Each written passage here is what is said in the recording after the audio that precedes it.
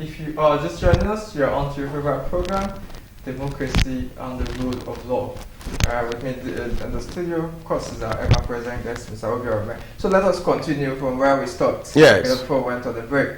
All right. Okay, so let us go over to the dollarization of the Naira. Economy. That has been a very, very trending topic. Yes. Because we are saying the dollar swing from post to post. Yes. You know, dancing makusa all over the place. You know, and people have attributed this unholy dance of the dollar to the dollarization of the Naira. And some people might be asking, what is the dollarization of the Naira? Dollarization of the Naira is the utilization of the dollar by individuals, institutions, alongside the local currency, which is the Naira, you know, to value transaction and for purchase of goods and services. Of course, the Naira is supposed to be primary store of value in Nigeria. You know, but unfortunately and interestingly, the central bank in its act, which is the regulatory, apex regulatory, financial regulatory body of Nigeria, have said that the Naira is the only legal tender recognized in Nigeria. Yes. So that means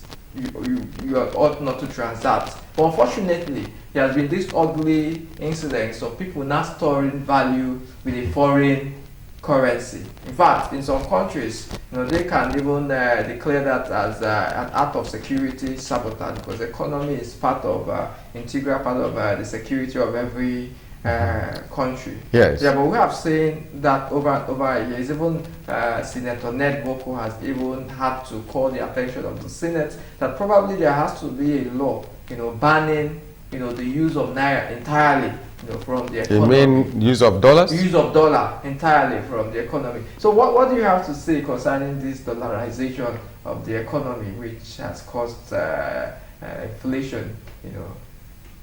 Okay, thank you very much. We are going to look at it from two angles. The first angle is, since Nigeria got independence, we have been using the Naira. That is after we exited from, after 1963, we started using the Naira, just in the pounds, which was the money used in Britain by our colonial masters. Since we've been using the Naira, I remember that as far back as 1985 or so, the Naira was even higher than the dollar in terms of value. 85. $1 was like 85 kobo at that time. Now, as time has passed over the years, we are now witnessing a situation where in Nigeria, $1 is now going for 1,700, 800, 900, almost 2,000. And that became a cause of concern for everybody. So the question we need to address from two angles. One, what has caused these dollars gaining unfair advantage over the Naira? And then number two, or the other side of it, is what has made Nigerians to resort to using dollars in transactions in the country. Looking at the first part of it, what I think is responsible for the fate of the Naira vis-a-vis the dollars is multiple. Number one, some politicians hoard the Naira. They hoard the dollar rather, hoping to use it during the periods of election. You'll be surprised that if searches are conducted all over the country for foreign currencies, you'll be amazed at the amount of money that will be recovered. A lot of politicians from all spheres of the nation have stored foreign currency, particularly the dollars, waiting for the next round of election. Of course, we know that in the past election, while some candidates were giving out naira. Some were giving out dollars and pounds sterling to show supremacy. Whereas our law says that use of money and particularly is outlawed. They do it. So part of the reasons why the dollars appear to be scarce is that it is being hoarded. 2 months ago, a girl that was employed somewhere in the Lekki area of Lagos took about $51,000 of her boss money, dollars, and escaped. Eventually, she was arrested. Why must the boss keep such money in her house? So apart from politicians, some other business Nigerians, men and women, also keep the dollars. Because the naira appear not to be stable. Again, because of world economy. When I say world economy, I'm looking at what obtains internationally, that a lot of importers in Nigeria that import from China still go for the dollars and not the Chinese yen. The dollar has been recognized globally as the major currency for international trade. So a Nigerian importer that wants to import whatever it is will not go for the currency of the country, but go for the dollars. 2 years ago, experts predicted that it was getting close to a time that the dollars will collapse as a major currency in the world. That this happens after every, say, 40 years or so. But the dollar is still there. So because the dollar is in high demand for those importers who must use the dollars to buy goods and products to bring to the nation, those that are studying abroad, their parents or their guardians or their sponsors equally need the dollars to send to them. That's another reason. And again, we also discover that even in this nation, some people don't believe that keeping their money in naira has any prudence or wisdom there. They believe that the dollar is the only stable currency. So some people store their monies in dollars and in gold for purposes of stability, because those ones will still remain stable for years to come. Yes, that brings us to the next question. Shouldn't there be a regulation for those storing? Because, for instance, if you are traveling abroad, there's always a limit that should be on you for foreign currency. Yes. That you cannot. Once you exceed that limit, you will be held for money laundering. Laundering, yes. Yes. So shouldn't there be, since it is not our primary means of transacting, for instance, somebody keeping $51,000 in his account, or possibly you need not account, cash. In cash. Shouldn't that be a criminal offense? Because what are you keeping for? You are not transacting with it. It is not within the vault of the bank. At least that can be accounted by the CBN. Yes. That's okay. This is the money in circulation. If yes. It's outside this, shouldn't there be a regulation for anybody caught with a certain amount of foreign currency? Because that is economic sabotage. Yes. Already, the Central Bank Act 2007 has made provisions concerning transactions in this country. And one of the provisions made in the CBN Act is that the legal tender in this country, Nigeria, is the naira. You want to do anything, any transaction within the shores of this country, you do it in naira, not dollars or any other currency. But do you know that presently, some Nigerians doing business in Nigeria will insist on doing it in dollars? I know of some hotels in this country, some in Ikoyi, Victoria Land, other places, where payments are made in dollars only. That's against the provisions of the CBN Act. So the people that go outside their way to be hoarding money, they are going against the law. We don't need another law to get them.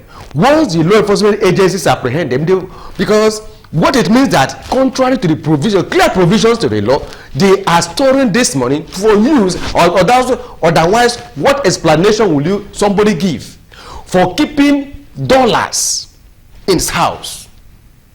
What explanation? It's for use. And that use, for what purpose? If you want to import, you don't even need to carry raw cash. Go to, yes, apply and then. Exactly. So you don't need to carry raw cash. So those that are already holding the money, keeping it in the house, already violating the law. Yes.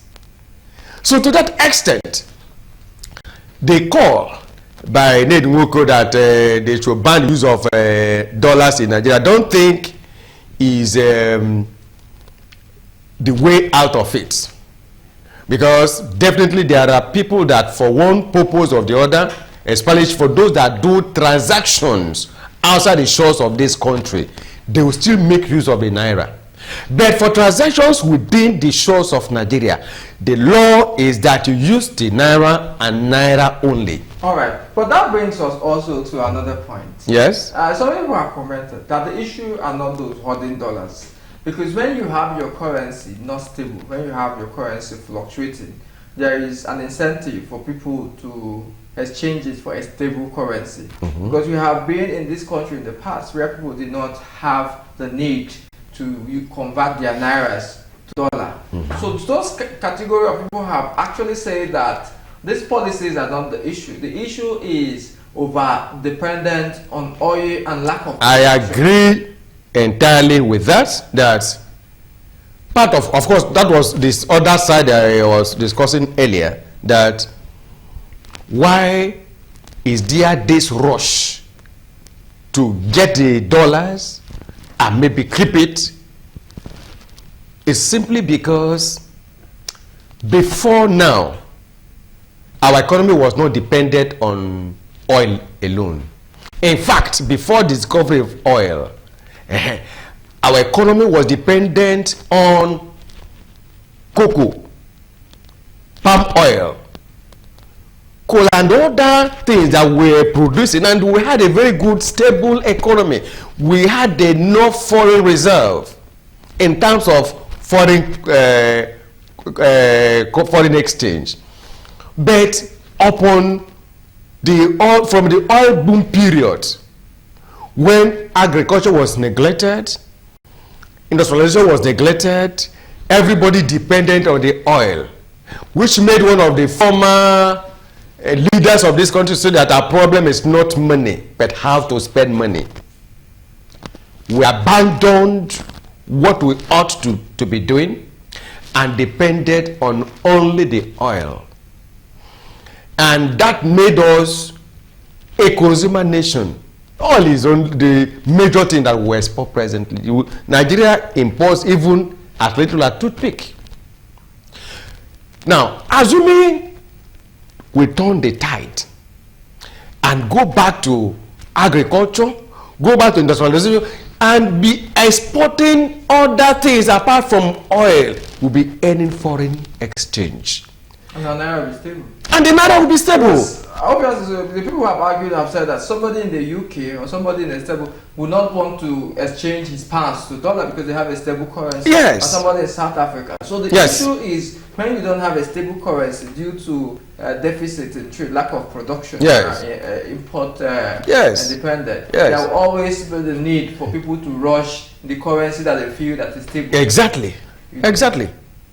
I know there was more than 2,000 companies have shut down because of power, electricity. Now, the industries are not being built up. China, one of the largest economies in the world today, got the secret. The secret is industrialization. Let us go back to the basics. In China today, they work, in spite of their huge population, they work shifts. Some people work in day, some people work at night, producing various things. You go to Nigerian markets, their products are all over the place. Not only for Nigeria, other Africa, even for Europe. those things that they ship, they sell, are the things that earn them foreign, reserve. And their economy is one of the largest economy, whether we like it or not. Even though America is trying to claim to have a better economy, but in reality. And what changed the fortunes of the Chinese people is their resort to industrialization. Produce something. Produce something. Sell it. Export it. There are in fact, cashew nuts. Cashew nuts. If we export them in large quantity, we will earn us a lot of money. The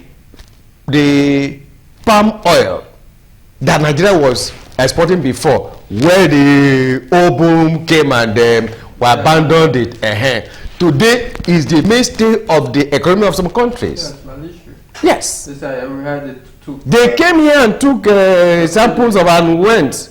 That's the mainstay of the economy today. And do you know that palm tree has a lot. Apart from the oil, then there is still the kernel that you still get oil from for other things, and then the chaff they are still used for other things. Then they will get brooms from the leaves, then the trunk itself, just like coconut. These things are economic trees that can earn us a lot of money if we can only go back and get those things done. But if we want to fold our arms and wait for the money coming from Abuja and not investing in industry and agriculture, the competition between the naira and the dollar would have been decided even before the contest starts.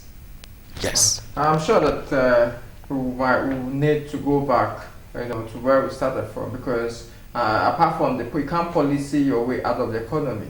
For instance, for context, somebody who had $500 5 months ago, $10 was about 700 or 600. So you could imagine now, at the time, dollar got up to 1,800. It means that the person who kept $500 has made double. Yes. His money. So that is the incentive that makes people want to convert their money to dollars. So if you had a stable economy and when you keep your $500 before you return in 6 months, it have lost value to the naira. Then you don't have no reason to keep dollars. So and the thing has gone so wide that the price of the dollar vis-a-vis naira affects everything. Yes. Even Gary, yes, rice, tomato, on everything.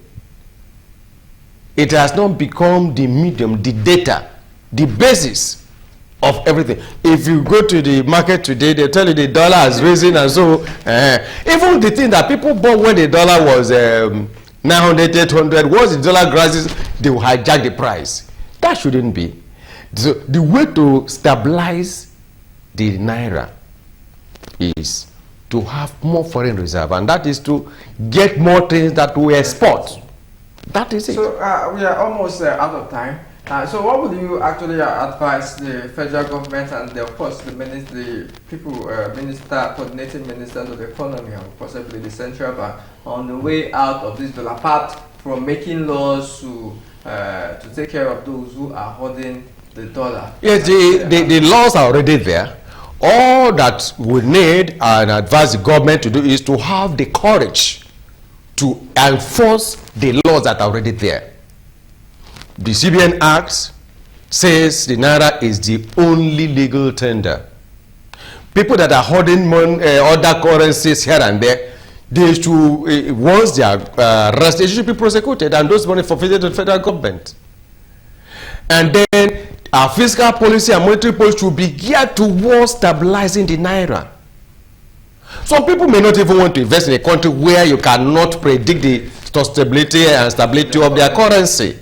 It's one of the things that investors will look at. If I invest in this country, is my investment safe? If someone has invested 10 billion and the dollar now goes up to the 10 billion, now comes to 2 billion. The person will just pick the little ones and go. Yeah, of course. So most of the some of the companies who are foreign-based companies that are invested posted a lot of losses Yes. in their financial statement because of this fluctuation Of the dollar. Yes. But when they convert the naira they made in Nigeria to dollar, they discover that they have nothing. Yes. And they have made loss. Yes. So, and the present administration must address that issue as a matter of urgency. The issue of the naira versus the dollar is an issue that will go a long way to stabilize our economy. Thank God that the naira has been appreciating lately. It got to almost 2,000. Now it's coming down to 1,500. We're still expecting it to get to where it was before. At least if you get to 1,800, 700, 600, 500, 400, 200, 100, beautiful. At that time, my economy will be bubbling. Yes, but now it's not so. And then concerning the Azubike Uko is a suit, while we await the judgment of the court on the 15th of March, Justice Uko, my opinion on that is that there should be fairness in the distribution of what belongs to the nation as a nation.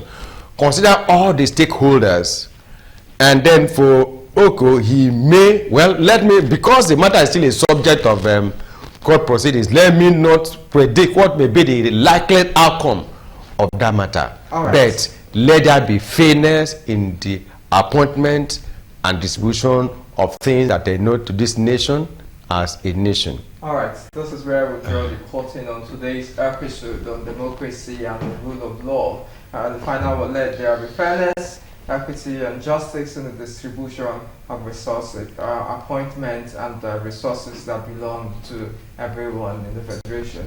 So, my name is Kenneth Wimo. Meet us same time next week, where we also look at more trending topic. And do not forget to follow us on all our social media channels for updates and information. Thank you. Till we meet next week.